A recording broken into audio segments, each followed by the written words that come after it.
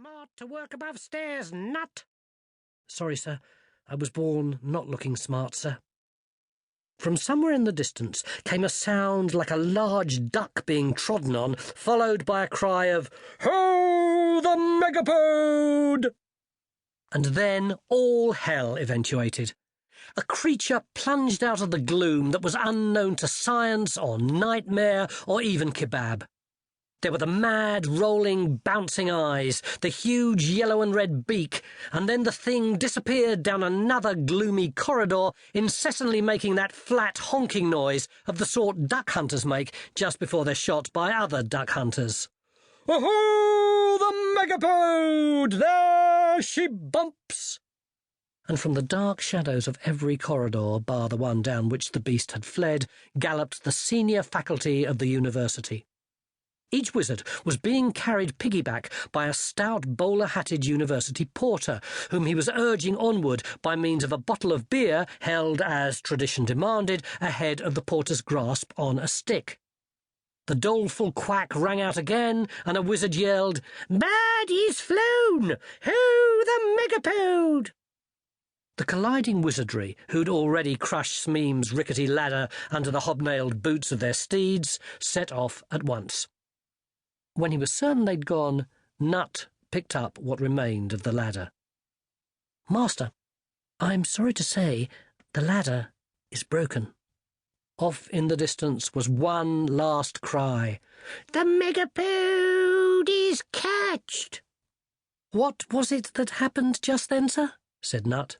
"Oh, that was all part of one of the gentleman's magically essential magical activities, lad. Vital to the proper running of the world, I'll be bound.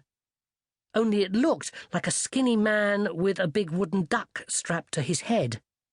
"Ah, well, that's how it looks to people like us, what are not gifted with the ocular sight." "You mean it was some sort of metaphor?" "That's right," Smeem said. "It could be a metaphor for something that didn't look so stupid." Smeems looked down at the boy. It's not his fault, he thought. He can't help what he is. Looks like a scarecrow, talks posh like one of the gentlemen.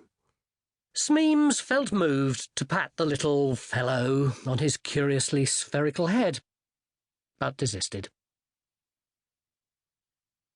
"Well, that was fun," said Arch-Chancellor Mustrum Ridcully, throwing himself into a huge armchair in the faculty's uncommon room. "We must do it again sometime." "Yes, sir, we will, in 100 years, said the new master of the traditions, turning the pages in his huge book.